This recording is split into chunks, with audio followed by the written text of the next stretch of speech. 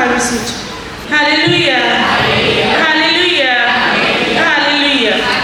वचन काही सांगते पहा की बायबल सांगते कारण परमेश्वराने आपल्या उंच पवित्र स्थानातून खाली पाहिले, त्याने आकाशातून पृथ्वीकडे पाहिले, बंदिवानाचे उसासे ऐकले, ज्यांचे मरण ठरले होते त्यास सोडविले, यासाठी की त्याने सियोनात परमेश्वराच्या नावाची घोषणा करावी व यरूशलेमात त्याची स्तुती गावी. परमेश्वराची उपासना कराव्यास लोक व राजे एकत्र होतील तेव्हा असे होईल. बायबल काय सांगते पहा, परमेश्वर पित्याने उंच पवित्र स्थानातून स्वर्गातून पृथ्वीकडे पाहिले आणि जेव्हा परमेश्वर पित्याने पृथ्वीकडे आकाशातून पाहिले तेव्हा परमेश्वराने दुःखात, संकटात, निराशात, बंदिवासात सापडलेल्या लोकांची आरोली ऐकली. देवाचे लक्ष त्यांच्याकडे गेले. देव पित्याने त्यांचे उसासे ऐकले. देवाने त्यांचे दुःख, वेदना पाहिल्या आणि परमेश्वर पित्याने त्यांना सोडवले. ज्यांचे मरण ठरले होते त्यांनाही परमेश्वर पित्याने मुक्त केले. अशा प्रकारे परमेश्वराने त्यांना सहाय्य करून आपल्या गौरवासाठी त्यांना निवडले, अशासाठी की त्याने परमेश्वराची स्तुती करावी, परमेश्वराचे गौरव करावे. तेव्हा सर्व राजे, सर्व लोक, सर्व एकत्र येतील आणि परमेश्वराची स्तुती करतील. हालेलुया. परमेश्वर पिता स्वर्गातून, आकाशातून पृथ्वीकडे पाहतो. पृथ्वीत काय चाललेले, कोण परमेश्वराला आरोली ठोकत आहे, कोण परमेश्वराकडे प्रार्थना करत आहे, या गोष्टी परमेश्वर वरून आकाशातून पाहतो. त्यांना सहाय्य करतो, त्यांना मदत करतो, त्यांची आरोली ऐकून त्यांची बंधने तोडतो आणि पुन्हा त्यांना एकत्र आणतो. बायबल सांगते ज्यांचे मरण ठरले होते त्यांनाही त्याने मुक्त केले की आता यांना मृत्यूदंड देणार, यांना मारून टाकणार, पण तरी परमेश्वराने त्यांना सोडून जीवनदान दिले. जे बंदिवासात तुरुंगात अटकलेले होते प्रभूने त्यांनाही सोडवले. जे विरुद्ध होते, राजे, अधिकारी, या सर्वांना, सर्व प्रजेला परमेश्वराने एकत्र केले. आणि अर्थात एकत्रीकरण म्हणजे प्रीती आणि प्रेम, शांतीचे वातावरण. बायबल सांगते की परमेश्वर वरून पाहते पृथ्वीवर काय चाललेलं आहे ते. आकाशातून पाहतो की पृथ्वीमध्ये काय चाललेलं आहे आणि जेव्हा पृथ्वीवरले लोक परमेश्वराकडे आरोली ठोकतात, अर्थात परमेश्वराकडे प्रार्थना करतात, तेव्हा परमेश्वर पिता वरून ती प्रार्थना ऐकतो. अर्थात स्वर्गातून परमेश्वर पिता विनवणे ऐकतो आणि मात्र आपल्या लोकांना सहाय्य करतो. जे वादविवाद आहेत, भांडण तंट आहेत, ते तो मिटवतो आणि प्रीती, प्रेमाचं नातं एकमेकांमध्ये निर्माण करतो. आता आपण या पृथ्वीवर राहतो.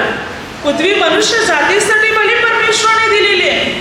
पृथ्वीवर मानवाचा वास आहे, म्हणजे मनुष्य वस्ती करत आहे, पण संपूर्ण पृथ्वीवर परमेश्वराचे लक्ष लागलेले आहे. तो वरून, तो स्वर्गातून, आकाशातून प्रत्येक मानवाला पाहतो, प्रत्येक पृथ्वीकडे तो पाहतो. स्तोत्रसंहिता 66:7 त्याचे नेत्र राष्ट्रास निरखून पाहतात. संपूर्ण पृथ्वीवर, संपूर्ण राष्ट्रामध्ये काय काय चालले या सर्व गोष्टीकडे परमेश्वराने आपले डोळे लावलेले आहेत. त्याने नेत्र लावले आहेत,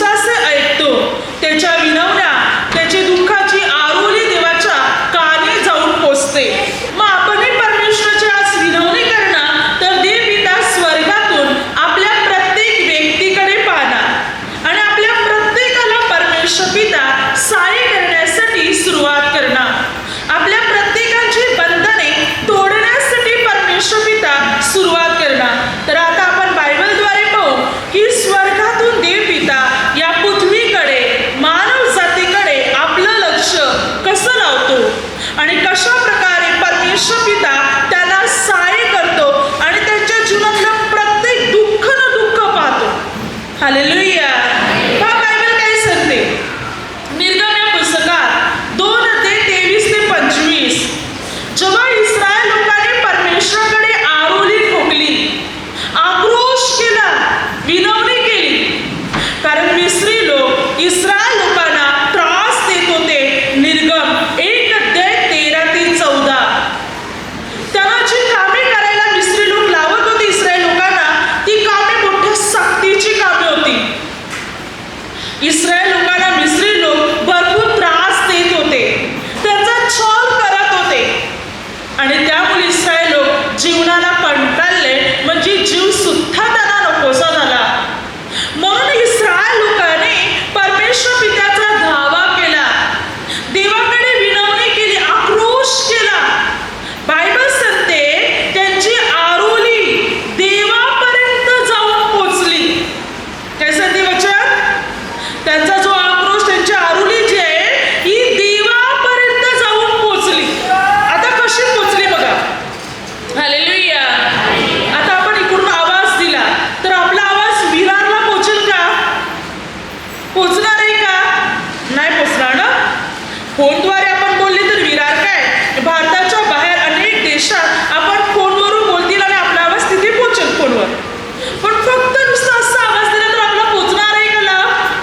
नाही पोचणार ना. जेव्हा आपण देवाला आवाज देतो ते आपण देवाशी फोनवर बोलत नाही की देवा माझ्या जीवनात ही संकट आहे, समस्या, देवाकडे फोन आहे आणि आपल्याकडे फोन आहे आणि आपण फोन लावले देवाला आणि आपण फोन करतो की देवा तू वरती बसले, आता माझा आवाज पृथ्वीवर पोचणार नाही तर मी फोनवर तुझ्याशी बोलतो. असं आहे का? नाही ना. फोनची गरज नाही. आता पृथ्वी आणि स्वर्ग जो आहे म्हणजे आकाश जे आहे याच्यामध्ये जे अंतर आहे ते भरपूर मोठे अंतर आहे, ज्यापर्यंत कोणी मोजले नाही, सांगू शकत नाही बरोबर केवढे अंतर आहे म्हणून. आकाश मात्र पृथ्वीपेक्षा पुष्कळ उंच आहे आणि आकाशाच्या वरती आकाश आहे आणि आकाशाच्या नंतर मात्र स्वर्ग आहे. आकाशाच्या वरील आकाश आणि मग आकाशाच्या वरती आकाश असून त्याच्या वरती स्वर्ग आहे. म्हणजे स्वर्ग जर पाहिला तर भरपूर उंच आहे. तरी आपली आरोली, आपली प्रार्थना स्वर्गात का पोचते? एवढ्या उंच ठिकाणी कशी पोचली जाते? अगदी अनेक लोक चंद्रावर आणि ग्रहावर जाऊन आलेले आहेत. समोरासमोर उभे असताना सुद्धा त्यांना एकमेकांचा आवाज येत नाही. एकाच ठिकाणी आकाशामध्ये, एकाच ठिकाणी असताना सुद्धा ते समोरासमोर बोलू शकत नाही, म्हणजे आवाज येत नाही, कारण हवा असल्यामुळे तो आवाज त्यांना ऐकू येत नाही समोर, म्हणजे जवळच्या जवळ. त्यासाठी यंत्रांचा उपयोग केला जातो. यंत्रांच्या द्वारे, मशिनीच्या द्वारे एकमेकांचा आवाज कळतो. असा समोरासमोर बोलतात तरी एकमेकाला आवाज येत नाही. अगदी अनेक जे ग्रहावर मात्र चंद्रावर जाऊन आलेले आहेत, जवळ उभे आहेत, तरी काय बोलतात ऐकायला येत. मग विचार करा, पृथ्वीवरून डायरेक्ट आवाज स्वर्गात कसा पोहोचेल? आणि देव कसं काय ऐकतो आपली आरोली आणि आपला आवाज देवापर्यंत कसा पोहोचतो?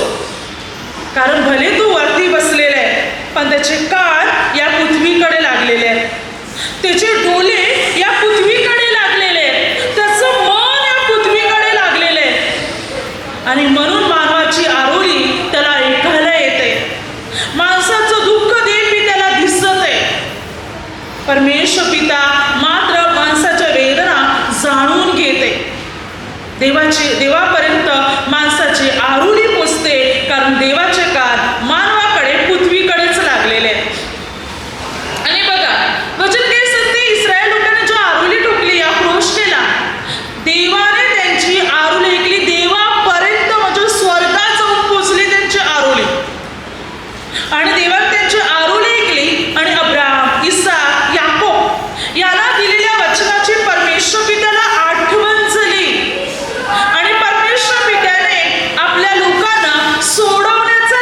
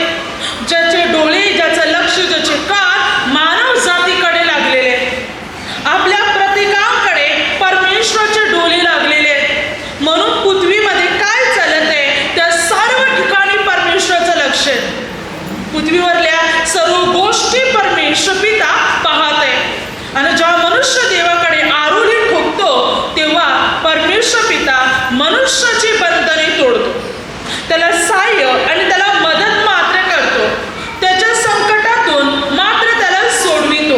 अनुवाद 26:14-15 मी सुटकी असताना यातले काही खाल्ले नाही, मी सुटकी असताना यातले काही खाल्ले नाही, अथवा अशुची असताना यातले काही काढून टाकले नाही, अथवा मृताकरिता त्यातले काही दिले नाही.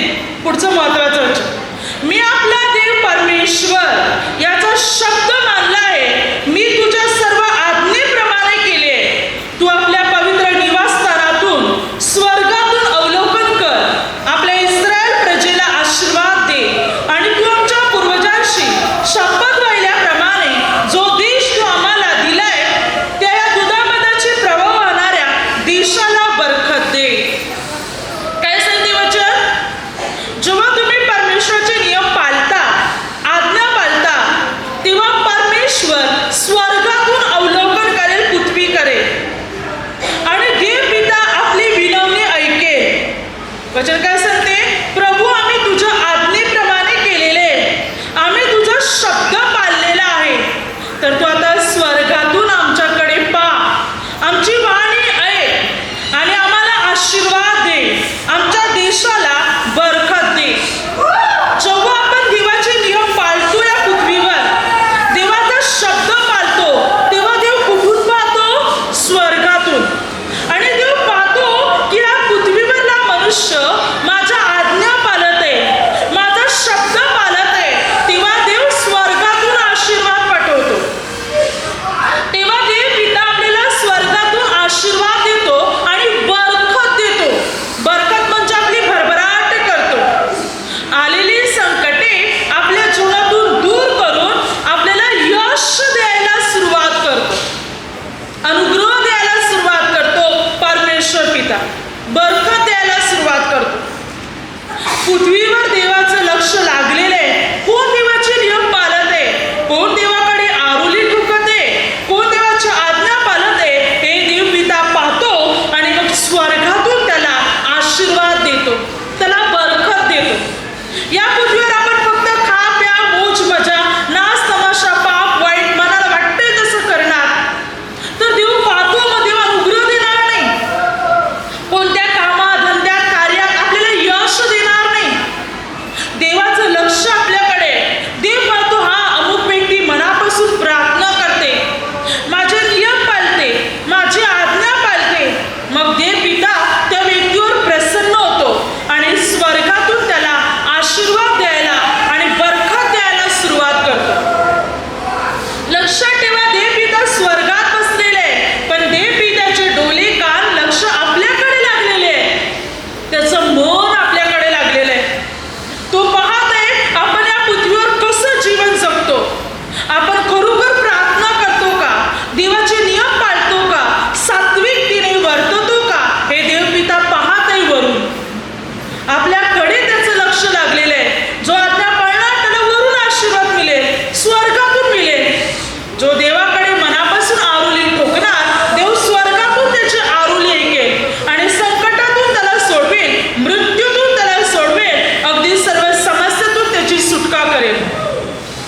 म्हणून परमेश्वराकडे आरोळी ठोका, देवाकडे प्रार्थना करायला, त्याचे नियम पाळायला, त्याच्या आज्ञा पाळायला सुरुवात करा. आणि जेव्हा हे करतील तरच परमेश्वर अनुग्रह देईल. आपण सांगतो देव माझी विनवणी ऐकत नाही, आज्ञा पाळत नाही. काय देवाला माझ्या जीवनातलं दुःख दिसत नाही का?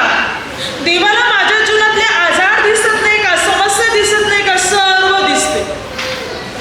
पण काय आपण देवाचे नियम पाळत आहोत का? देव पाहतो वरून आपल्याला, आपण काय करतो, कसं जीवन जगतो, हे सर्व पाहतो.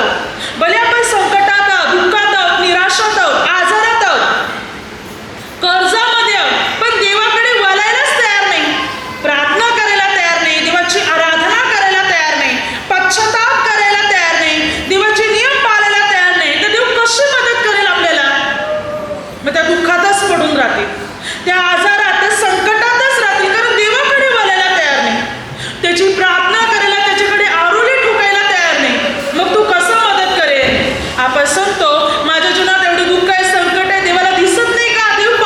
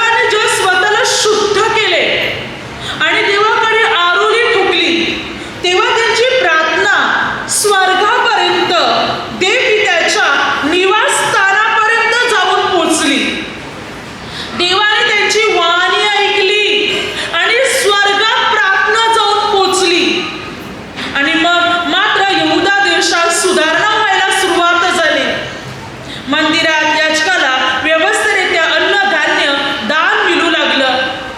अगदी मात्र लोकांमध्ये शांतीचे, प्रीतीचे वातावरण निर्माण झाले. सर्व लोक परमेश्वराला शरण आले. हिजकिया राजाने सर्व लोकांना देवाचे धर्मशास्त्र, नियमशास्त्र पाळण्याची आज्ञा केली. हिजकिया राजा स्वतः देवाला पूर्णरित्या शरण आला. जेव्हा त्यांच्यावर एक मोठे संकट कोसळले. 2 इतिहासमध्ये त्याच्यामध्ये 32 अध्याय. जेव्हा सनहेरीब राजा जो अश्शूराचा राजा होता, हा अश्शूराच्या राजाने अनेक प्रांतावर चढाई करून ते प्रांत हस्तगत केले होते. त्यांच्या राजांना, लोकांना त्याने मार दिला होता. या राजापुढे कोणाचा टिकाव लागला नव्हता. आता तो यरुशलेमेच्या दिशेने यहुदी लोकांकडे सुद्धा वळाला होता. तो यरुशलेमी धुलीस मिळवणार होता. यरुशलेमेच्या लोकांचाही नाश करणार होता. त्याने आपल्या लोकांना पाठवून यहुदी लोकांची मने कमजोर पण करण्याचा प्रयत्न केला. या अश्शूराचा राजा सनहेरीब याने हिजकिया राजाविरुद्ध आणि परमेश्वर पित्याविरुद्ध एक पत्रही लिहून पाठवलं की इतर राजांची, इतर देवतांचं मात्र सत्ता माझ्यावर चालली नाही. मी त्यांना नष्ट केलं तर तुमचा राजा, तुमचा देव काय सोडवेल तुम्हाला माझ्या हातून. अशा प्रकारे या अश्शूराचा राजा सनहेरीब याने परमेश्वराची निंदा केली. तेव्हा मात्र हिजकिया राजाने लोकांमध्ये हिंमत आणली. घाबरू नका. त्यांना मांस नाही, भुजाचा आधार आहे, पण आपल्या लढाया लढाव्यास परमेश्वर आपल्या बरोबर आहे. 2 इतिहास 32 अध्याय 7 ते 8. हिजकिया राजाच्या बोलण्याने लोकांमध्ये विश्वास आला, हिंमत वाढली. आणि मग हिजकिया राजा आणि यशाया संदेष्टा या दोघांनी आकाशाकडे पाहून प्रार्थना करायला सुरुवात केली. स्वर्गाकडे पाहून प्रार्थना करायला सुरुवात केली. आणि बायबल सांगते देवाने त्याची वाणी ऐकली. म्हणजे देवाने दिव्य दूताला पाठवलं. देवपित्याने एका दिव्य दूताला पाठवलं आणि या देवदूताने रात्रीच्या वेळी जी अश्शूराच्या राजाची जी सेना होती, सैनिक, एका रात्रीमध्ये 1,85,000 सैनिकांची कत्तल केली. एका रात्री. लोक उठून पाहतात तर काही प्रेती पडालेली आहे. हा अश्शूराचा राजा घाबरला, आपल्या देशी पलत सुटला आणि त्याच्याच मुलाने त्याचा वध केला. आणि अशा प्रकारे अश्शूराच्या राजाचा नाश झाला, त्याच्या सैन्याचा पण नाश झाला. परंतु यरुशलेम, हिजकिया राजा, यहुदी लोक यांचा बचाव झाला. कारण या लोकांनी परमेश्वराकडे स्वतःला शुद्ध करून प्रार्थना केली होती. त्यांचं लक्ष परमेश्वराकडे, स्वर्गाकडे होतं.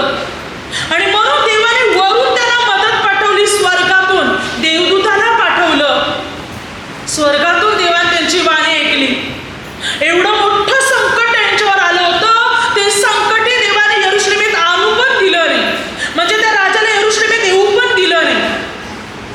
देवाने त्या राजाचा नाश केला, त्याला त्याच्या देशी पाठवलं आणि तिथेच तो मेला.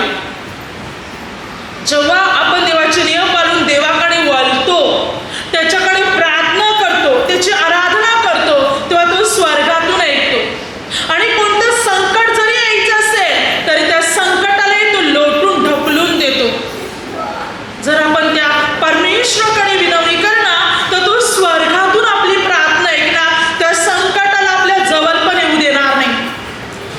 कारण स्वर्गातून ऐकणारा तो परमेश्वर आहे. त्याचं लक्ष या पृथ्वीकडे लागलेलं आहे. मानवाकडे, मनुष्याकडे, पृथ्वीकडे परमेश्वर पित्याचं लक्ष लागलेलं आहे. मात्र आपलं लक्ष स्वर्गाकडे पाहिजे.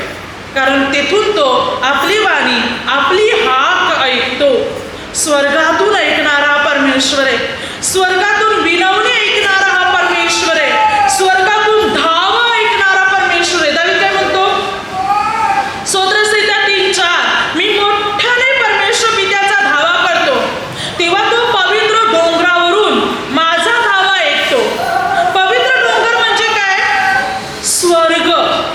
कारण स्वर्गामध्ये डोंगरावर देवाचं सिंहासन आहे. हा डोंगर नीलमण्याचा डोंगर आहे. नील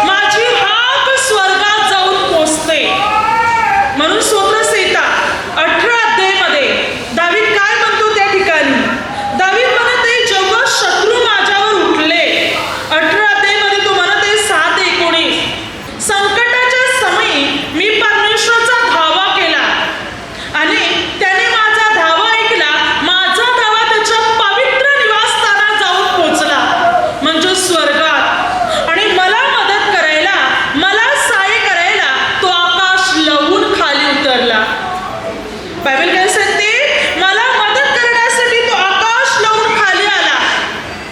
त्याने शत्रूची दाणादाण केली. त्याच्या नाकपुड्यातून निघणारा अग्नी याच्याने त्याने शत्रूचा नाश केला.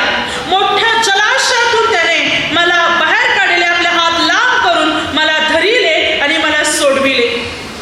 त्याने माझ्या सर्व संकटातून मला मुक्त केले. माझ्या सर्व समस्यातून शत्रूपासून त्याने मला सोडविले आणि मला विजयी केले. प्रशस्त स्थळी मला नेऊन पोहोचवले. पहा, दावीद म्हणतो, जेव्हा मी देवाला आरुली ठोकली, माझी आरुली त्याच्या मंदिरात डायरेक्ट जाऊन पोहोचली. ज्या ठिकाणी देवपीठ विराजमान आहे तिथे जाऊन माझी विनवणी पोहोचली. मला मदत करण्यासाठी तो आकाश लवून खाली आला. त्याने शत्रूची दाणादाण केली, त्यांना नष्ट केलं, पण मला वाचवलं. पहा, देव स्वर्गातून ऐकणारा परमेश्वर आहे. तो स्वर्गातून आपली विनवणी ऐकतो, स्वर्गातून आपली प्रार्थना ऐकतो आणि आपल्या सर्व संकटातून तो आपल्याला मुक्त करीतो. सर्व समस्यातून मात्र तो आपल्याला सोडवितो. सर्व निराशातून तो आपल्याला सोडवितो. कारण आपली प्रार्थना ऐकणारा परमेश्वर आहे. आपला धावा स्वर्गात पोचतो. हालेलुया. पहा, बायबल काय सांगते, वचन सांगते की 2 इतिहासमध्ये 18 अध्याय, इस्रायलचा राजा आहाब आणि यहुदाचा राजा योशपाट. जेव्हा इस्रायलचा राजा आहाब याला रामोत गिलादावर चढाई करून जायचं होतं अरामाच्या राजावर, तेव्हा मात्र त्याने यहुदाचा राजा योशपाट याची मदत घेतली. कारण हे दोघे नातेवाईक होते. योशपाट राजाच्या मुलाला आहाबाची मुलगी दिली होती, म्हणून आपल्या मुलाच्या सासऱ्याला मदत करण्यासाठी योशपाट आपल्या सैनिकांसह गेला. पण ती त्याची चूक होती. कारण आहाब राजा देवाचे नियम मोडणारा राजा होता. पापी जीवन जगणारा, ज्याने पाप करायला स्वतःला विकून टाकलं होतं. योशपाट राजा नातं बघून त्याला मदत करायला गेला, पण ही सर्वात मोठी त्याची चूक होती. जेव्हा योशपाट राजा त्याला मदत करण्यासाठी गेला, त्यावेळी ते रामोत गिलादावर चढाई करून गेले अरामाच्या राजावर. लढाईच्या वेळी मात्र या रामोत गिलादाचा जो राजा होता, म्हणजे अरामाचा जो राजा होता, अरामाच्या राजाने त्याला म्हटलं होतं, आपल्याला इस्रायलच्या सैनिकांशी नाही, इस्रायलच्या राजाशी लढाई करायची. मिखाया संदेशकाने केलेल्या भविष्यवाणीप्रमाणे आहाब राजा कुठेतरी घाबरला होता. म्हणून आहाब राजा आपला वेश बदलून निघाला होता. राजाचा वेश न घालता आपण दुसरीच व्यक्ती आहोत असा वेश करून आहाब राजा गेला होता. योशपाट आपल्या राजाच्याच वेशात होता आणि अरामाच्या राजाने सांगितलं होतं, लढाई राजाशीच करायची. आता लढाईला तोंड लागले आणि लढाई सुरू झाली. ते इस्रायलच्या राजाला शोधत होते. त्यांना वाटलं हा योशपाट राजाच त्यांचा राजा आहे, कारण तो राजाच्या वेशात होता. आणि म्हणून त्याने आपले मोर्चे योशपाट राजाकडे वळवले. Hallelujah, hallelujah. लढाईच्या वेळी पण योशपाट राजाने जेव्हा पाहिलं, तो त्याने आरुली ठोकली देवाकडे. काय सांगते पहा बायबल 18 अध्यायामध्ये 31 वचन.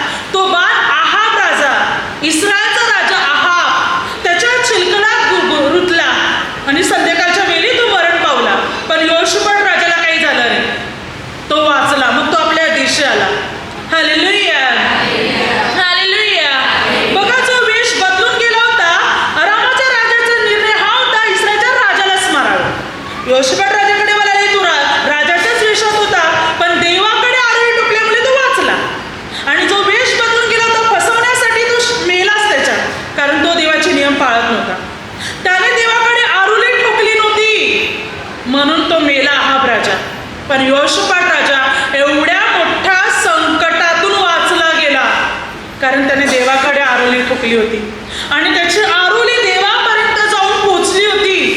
म्हणून देवाने योशफाट राजाला सहाय्य केलं, वाचवलं, पण त्याला चटका पण दिला. देवाला राग पण आला की तू त्या दुष्टाला मदत करायची. देवाने त्याला चटका पण दिला आणि मग त्याला सुधारण्याची संधी दिली आणि मग योशफाट राजा देवाकडे पूर्ण रीतीने वळाला. अगोदरपासून पूर्ण रीतीने होताच, पण फक्त हा राजाला मदत करायला गेला ही त्याची सर्वात मोठी चूक होती. Hallelujah, hallelujah. बघा, देव पिता वरून आपली आरोली आक्रोश ऐकतो, स्वर्गातून ऐकतो आणि मोठ्याच्या मोठ्या प्राण संकटातून तो आपल्याला सोडवितो. मोठ्याच्या मोठ्या समस्यातून तो आपल्याला मुक्त करीतो. स्वर्गातून ऐकणारा परमेश्वर आहे. स्वर्गातून सहाय्य पाठवणारा मात्र परमेश्वर आहे, जो आपल्याला स्वर्गातून मदत पाठवतो. स्तोत्रसंहिता 76 अध्याय 8 ते 9. तू स्वर्गातून आपला निर्णय ऐकविला, तो पृथ्वी भ्याली व स्तब्ध झाली. पृथ्वीवरील सर्व दिनास तारणासाठी न्यायनिवाडा करण्यासाठी देव उठला, तेव्हा असे झाले. बघा काय सांगते वचन. देवाने स्वर्गातून निर्णय ऐकला, तेव्हा पृथ्वी स्तब्ध गप्प झाली, भ्याली, घाबरली. आणि देव स्वर्गातून का निर्णय ऐकवला? कारण दीन लोक मात्र गरीब लोकांची आरोली देवाने ऐकली होती, त्यांना तारणासाठी तो उठला होता. ज्या देवाने स्वर्गातून निर्णय ऐकविला, स्वर्गातून अनुग्रह पाठवला, पृथ्वी घाबरली. आणि देवाने का स्वर्गातून निर्णय ऐकविला? कारण दिनाने आपली आरोली देवाकडे ठोकली होती आणि या दिनांना, गरिबांना, नम्रजनांना मदत करण्यासाठी देव उठला होता. म्हणून देवाने स्वर्गातून आपला निर्णय ऐकविलेला होता. का देव स्वर्गातून पाहतो पृथ्वीकडे, मनुष्याकडे, की कोण देवाची आरोली ठोकणारा आहे का, प्रार्थना करणारा आहे का, देवाची विनवणी कोणी करत आहे का, हे देव पाहतो आणि देव पिता त्याला सहाय्य करतो. देव पिता त्याला मदत करतो. त्याच्या संकटातून, त्याच्या समस्यातून परमेश्वर पिता त्याला बाहेर काढतो. कारण आपला परमेश्वर महान आहे, जो स्वर्गातून विनवणी ऐकतो, स्वर्गातून ऐकणारा परमेश्वर आहे. हा वचन पुढे काय सांगते? वचन सांगते की मात्र एज्रा पुस्तकात 8 अध्याय 21 ते 31 वचनापर्यंत एज्रा जो एक शास्त्री होता, आता यरुशलेमीमध्ये मात्र एज्रा आणि मात्र यरुशलेमीचे इस्रायल यहुदी लोक आता यरुशलेमीत येणार होते. बंदिवास उलटलेला होता. हळूहळू थोडे थोडे लोक यरुशलेमीमध्ये यायला सुरू झाले होते, कारण सर्व लोक त्यावेळी बाबेल देशात होते.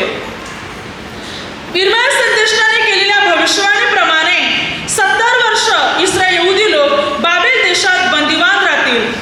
70 वर्ष लोटल्यानंतर, दानिएलने केलेल्या प्रार्थनेनंतर आता इस्रायल लोक बाबेल देशातून थोडे थोडे असे यरुशलेमीत यायला सुरुवात झाली होती. अशा वेळी बायबल काय सांगते पहा.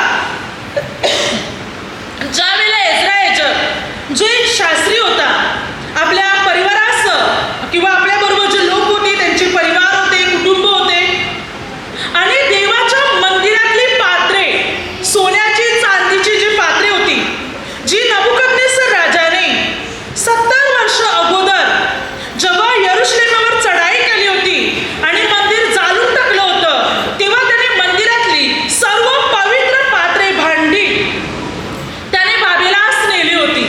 आता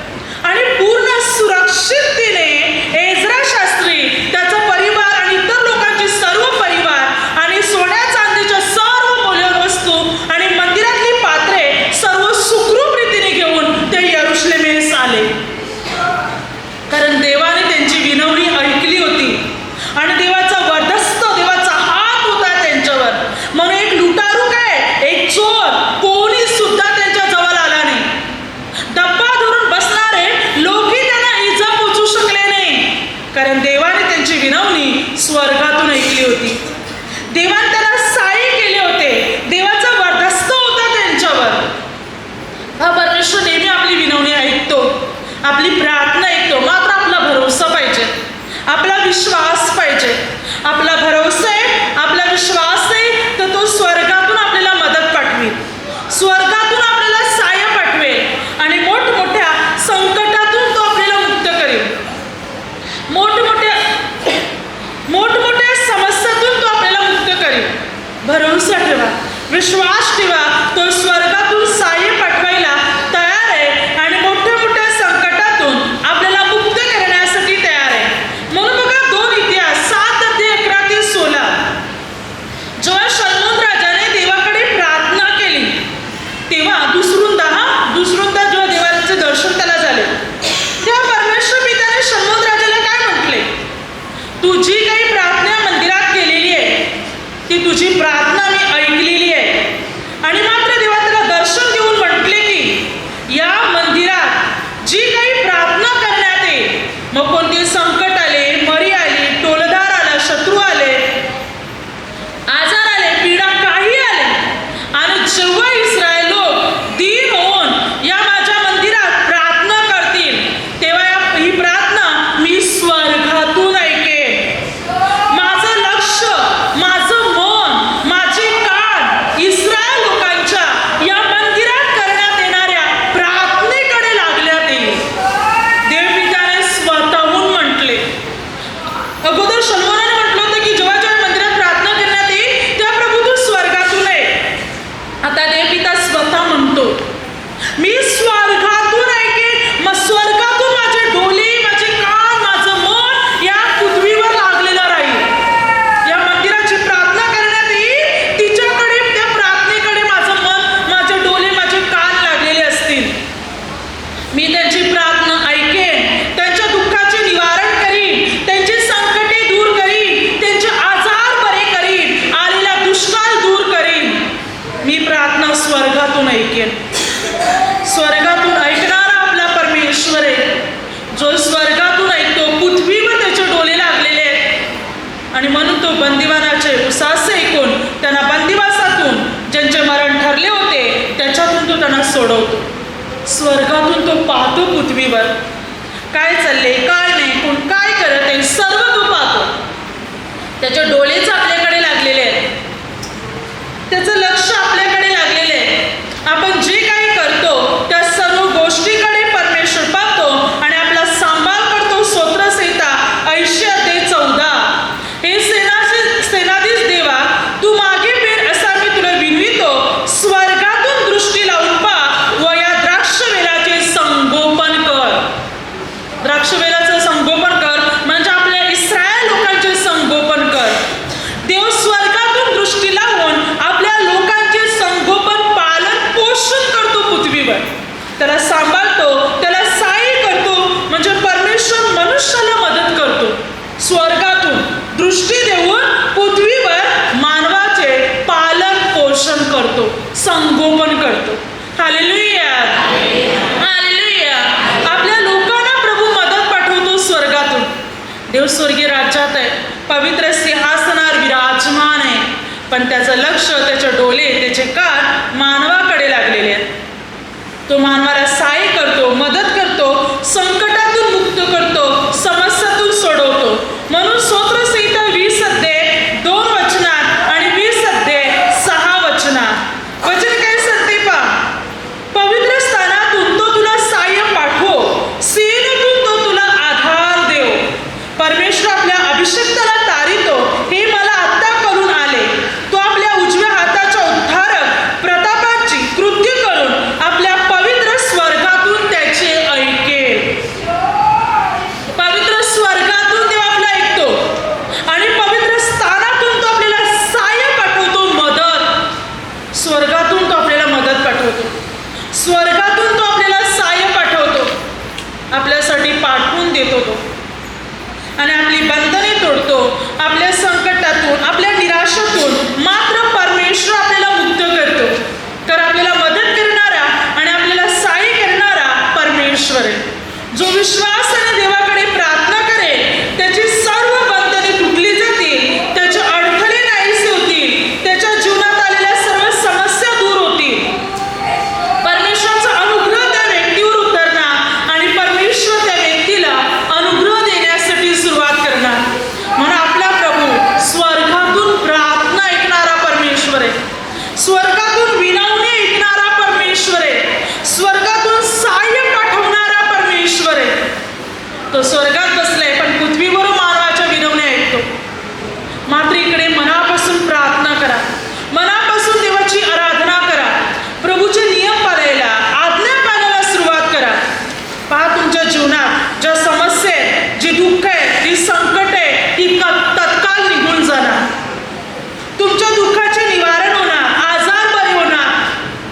तुमची भरभराट, प्रगती आणि उन्नती व्हायला सुरुवात होणार.